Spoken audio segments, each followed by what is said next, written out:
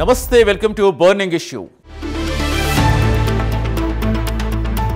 ఆర్థికాభివృద్ధి వేగమే కీలకం. కేవలం రాజధానికే పరిమితం కాకుండా వనరుల పంపిణీలో, ఉపాధి అవకాశాల కల్పనలో ప్రగతి ఫలాలు ప్రతి జిల్లాకు చేర్చడమే కీలకం. ఈ నిర్దిష్ట అభివృద్ధి ఇప్పుడు ఏపీ ప్రభుత్వానికి ప్రధాన టార్గెట్. ఆ ఆలోచనలకు తగ్గట్టుగానే చంద్రబాబు ప్రభుత్వం నయా ప్రణాళికకు బీజం వేస్తుంది. సమగ్రాభివృద్ధిని లక్ష్యంగా చేసుకునేలా చేస్తుంది. ఆర్థిక శక్తిని వికేంద్రీకరించే ధీమాతో 3 ప్రాంతీయ జోన్ల ఏర్పాటుకు శ్రీకారం చుట్టింది. సమగ్ర వికాసానికి దారితీయటం దేనికి సంకేతం? ప్రముఖ సంస్థలైన నీతి ఆయోగ్, సింగపూర్ సంస్థల విజన్ ఉండేలా చేపట్టడం ఎలాంటి దీర్ఘకాలిక ప్రయోజనాలు అందిస్తుంది? స్టీరింగ్ ముఖ్యమంత్రి చేతుల్లో, నిర్వహణ బాధ్యత సీనియర్ ఐఏఎస్ల భుజస్కంధాలపై ఉండేలా చకచకా సాగుతున్న ఆ జోన్ల జోరేంటో, ఆ నిర్మాణంలో దాగి ఉన్న ఆర్థిక పాలనాపరమైన వ్యూహమేంటో ఇప్పుడు తెలుసుకుందాం.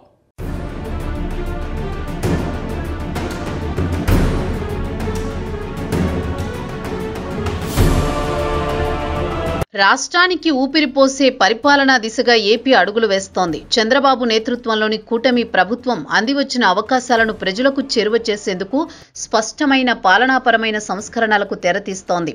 జిల్లాలు ఎన్ని అనేది ముఖ్యం కాదు, ఆ జిల్లాల వనరులను ఎంత సమర్థంగా వినియోగించుకున్నామన్నదే ప్రధానం.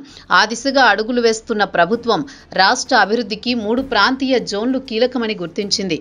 విశాఖ ఎకనమిక్ రీజియన్ 10 జిల్లాలతో విశాఖ కేంద్రంగా, అమరావతి ఎకనమిక్ రీజియన్ 7 జిల్లాలతో అమరావతి కేంద్రంగా, రాయలసీమ ఎకనమిక్ రీజియన్ 9 జిల్లాలతో తిరుపతి కేంద్రంగా ఉండేలా ప్రణాళికలు వేసేలా మారింది.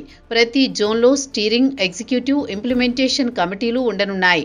కీలక నిర్ణయాల అమలు వేగాన్ని పెంచేందుకు ఒక సీనియర్ ఐఏఎస్ అధికారి ఈ ప్రతి జోన్కు సీఈఓగా వ్యవహరించనున్నారు. నిర్ణయాధికారాన్ని స్థానిక ప్రాంతాలకు బదిలీ చేయాలనే ధైర్యమైన అడుగు ఇది.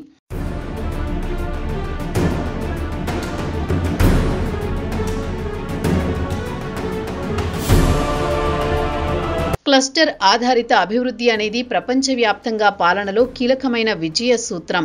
ఈ కోణంలోనే 3 ప్రాంతాల అభివృద్ధిలో భాగంగా క్లస్టర్ వారీగా విజన్ ప్రణాళికలు రూపొందిస్తున్నారు. విజన్ ఉండాలి, కానీ ఆ విజన్కు అంతర్జాతీయ ప్రమాణాలు తోడవ్వాలి. ఈ క్లస్టర్ను జిల్లా కలెక్టర్లు, నగరపాలక సంస్థల అధికారుల సమన్వయంతో అమలు చేస్తారు.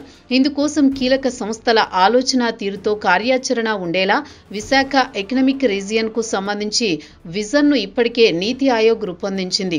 ఏపీకి మణిహారంగా నిలవనున్న అమరావతి ఎకనమిక్ రీజియన్కు విజన్ ప్రణాళికను నీతి ఆయోగ్తో కలిసి సింగపూర్ సంస్థలు రూపొందించేందుకు ప్రభుత్వం సిద్ధమైంది. రాయలసీమ ఎకనమిక్ రీజియన్ ప్రణాళిక కూడా నీతి ఆయోగ్ ఆధ్వర్యంలో సాగనుంది.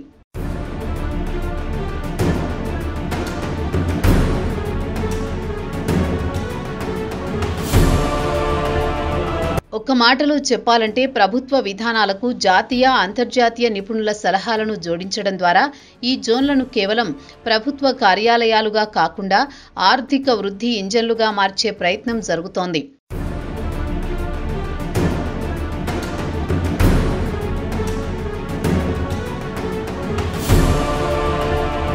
అభివృద్ధి ప్రణాళికల విజయం అనేది వాటి రూపకల్పనలో కాదు, అమలులో ఉండే వేగం, సమన్వయంపై ఆధారపడి ఉంటుంది. అందుకే ప్రతి ప్రాంతీయ జోన్కు 3 కమిటీలను ఏర్పాటు చేశారు. స్టీరింగ్ కమిటీకి చైర్మన్గా ముఖ్యమంత్రి స్వయంగా వ్యవహరిస్తారు. సభ్యులుగా మంత్రులు, ప్రజా ప్రతినిధులు ఉంటారు. ఇది అత్యున్నత స్థాయి రాజకీయ పర్యవేక్షణకు వేదిక.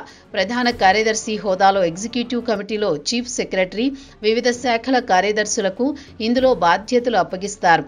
దీని ప్రధాన లక్ష్యం వివిధ శాఖల మధ్య ఏర్పడే అడ్డంకులను తొలగించడం. ఇంప్లిమెంటేషన్ కమిటీకి సీఈఓగా ఐఏఎస్ బాధ్యత వహిస్తారు. ఇందులో కలెక్టర్లు, నగరపాలక సంస్థల కమిషనర్లు సభ్యులుగా ఉంటారు.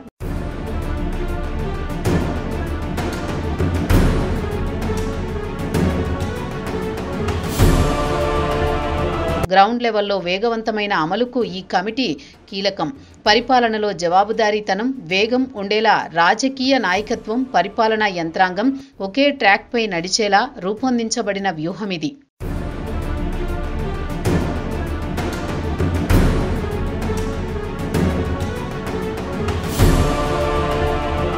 రాష్ట్రంలో ప్రస్తుతం 26 జిల్లాలు ఉండగా మరికొద్ది నెలల్లోనే అవి 29 జిల్లాలకు మారే సంకేతాలున్నాయి. ప్రస్తుతానికి జోన్ల ఏర్పాటులో విశాఖ ఎకనామిక్ రీజియన్ పరిధిలో శ్రీకాకుళం, విజయనగరం, విశాఖపట్నం, అనకాపల్లి, అల్లూరి సీతారామరాజు, పార్వతీపురం మన్యం, తూర్పుగోదావరి, కాకినాడ, డాక్టర్ బిఆర్ అంబేద్కర్ కోనసీమ, అలాగే అమరావతి ఎకనామిక్ రీజియన్లో పశ్చిమ గోదావరి, ఏలూరు, కృష్ణా, ఎన్టీఆర్, గుంటూరు, పల్నాడు, బాపట్ల ఉండనున్నాయి. ఇక రాయలసీమ ఎకనామిక్ రీజియన్ పరిధిలో శ్రీ పొట్టి శ్రీరాములు నెల్లూరు, కర్నూలు, నంద్యాల, అన్నమయ్య, వైఎస్ఆర్ కడప, అనంతపురం, శ్రీ సత్యసాయి, చిత్తూరు, తిరుపతి ఉండేలా నిర్ణయించారు.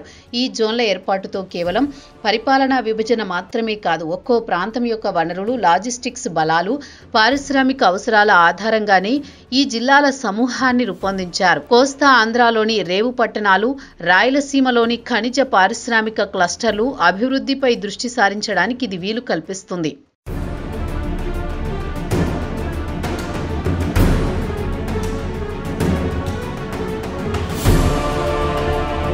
వాస్తవానికి జోన్ల ఏర్పాటు అనేది కొత్తగా వచ్చింది కాదు.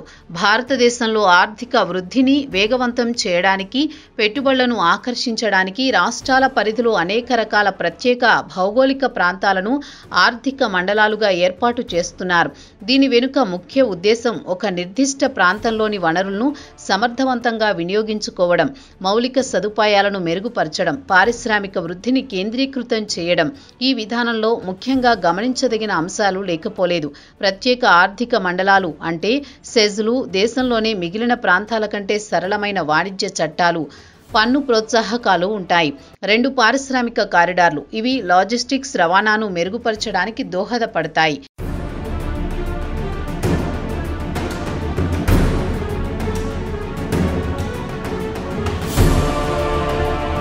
ఇవి కాకుండా కొన్ని రాష్ట్రాలు తమ సొంత ప్రణాళికల్లో భాగంగా బహుళ జిల్లాలను కలుపుకొని ప్రాంతీయ ఆర్థిక మండలాలుగా అభివృద్ధి చేస్తున్నాయి. ఆంధ్రప్రదేశ్లో ఇప్పుడు అభివృద్ధి చేయబడుతున్న విశాఖ ఎకనామిక్ రీజియన్ మొదలుకొని మరో 2 ప్రాంతీయ జోన్ల ఏర్పాటు కూడా ఈ కోవకే చెందుతుంది. ఇది కేంద్ర ప్రభుత్వ విధానాలతో పాటు స్థానిక వనరులను ఉపయోగించుకునే వ్యూహం.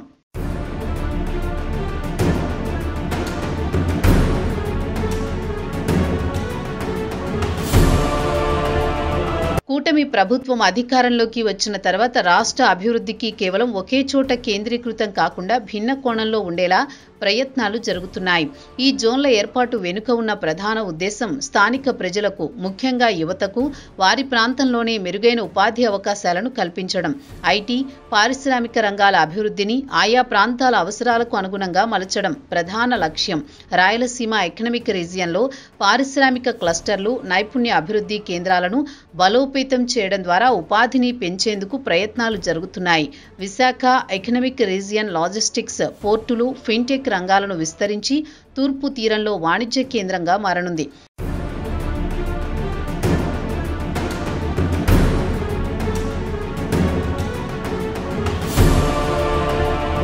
అమరావతి ఎకనామిక్ రీజియన్ రాజధానిగా పరిపాలన, విజ్ఞానం, సేవా రంగాలకు కేంద్రంగా అంతర్జాతీయ గుర్తింపు అందుకునేలా అభివృద్ధి చెందనుంది. తాజా జోన్ల ఏర్పాటు నిర్ణయం ఒక్కో ప్రాంతంలోని వనరులను, నైపుణ్యాలను గుర్తించి వాటికి తగిన ప్రోత్సాహాన్ని అందించడం ద్వారా స్థానిక ప్రజలకు మరింత ఆర్థిక ఊతమిచ్చేలా మారనుంది. కేవలం పథకాలతో సరిపెట్టకుండా సొంత కాళ్లపై నిలబడేలా చేయడమే ఈ విధానం యొక్క అంతిమ లక్ష్యం. ఈ ఆశయ సాధనకు పాలనాపరమైన వేగం, చిత్తశుద్ధికి నిదర్శనం.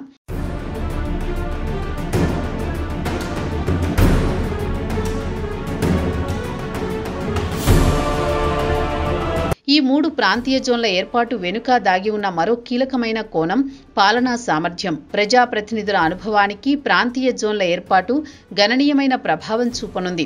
ముఖ్యంగా ఇంప్లిమెంటేషన్ కమిటీలో భాగమైన జిల్లాల కలెక్టర్ల పనితీరు ఈ జోన్ల విజయానికి కీలకం కానుంది. ప్రతి జోన్కు ఒక సీఈఓ ఉన్నప్పటికీ స్థానిక స్థాయిలో ప్రణాళికలను, నిధులను, వనరులను సమన్వయం చేసి వేగంగా అమలు చేసే బాధ్యత కలెక్టర్లదే. ఈ కొత్త వ్యవస్థలో కలెక్టర్ల నాయకత్వ పటిమ, సమన్వయ సామర్థ్యం, నిర్ణయాలు తీసుకునే వేగం స్పష్టంగా బయటపడతాయి.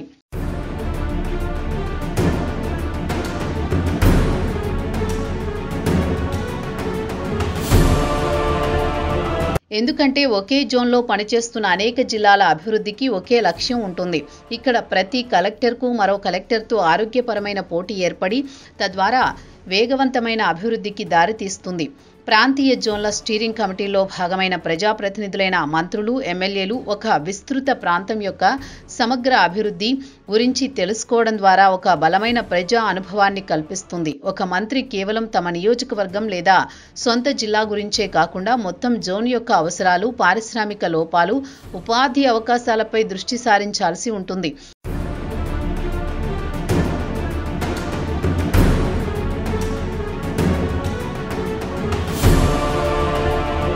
ఇది వారి పరిపాలనా దృక్పథాన్ని, ప్రజలతో అనుబంధాన్ని మరింత పెంచుతుంది. అంతిమంగా ప్రజల పక్షాన నిలిచిన ప్రభుత్వానికి ఓటు బ్యాంకును సాధించుకోవడంలో ఈ ప్రగతి బాట కీలకంగా మారనుంది.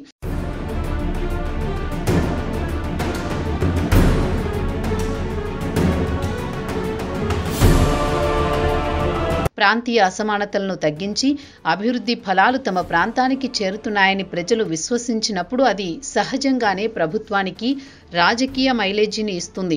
నిర్దిష్ట ఆర్థిక అభివృద్ధి లక్ష్యాలను సాధించి మెరుగైన ఉపాధిని కల్పించడం ద్వారా రాబోయే ఎన్నికల్లో ప్రజల విశ్వాసాన్ని, మద్దతును పొందేందుకు ఈ జోన్ల విధానం ఒక బలమైన వేదికగా ఉపయోగపడుతుంది. ముఖ్యంగా ఇది పాలనాపరమైన సంస్కరణ మాత్రమే కాదు, ప్రజా అభిప్రాయాన్ని తమ వైపు తిప్పుకునే బలమైన రాజకీయ కసరత్తు కూడా.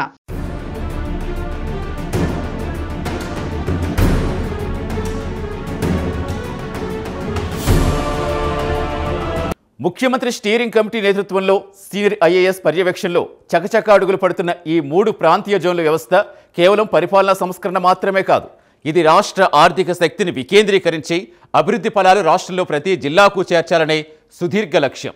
నీతి ఆయోగ్, సింగపూర్ వంటి అంతర్జాతీయ సంస్థల వ్యూహాలను జోడించి రూపొందిస్తున్న ఈ వికాస ప్రణాళిక స్థానిక వనరులను, యువత నైపుణ్యాలను గుర్తించి ఉపాధి కల్పన దిశగా పెద్ద ఎత్తున ప్రోత్సాహం అందించనుంది.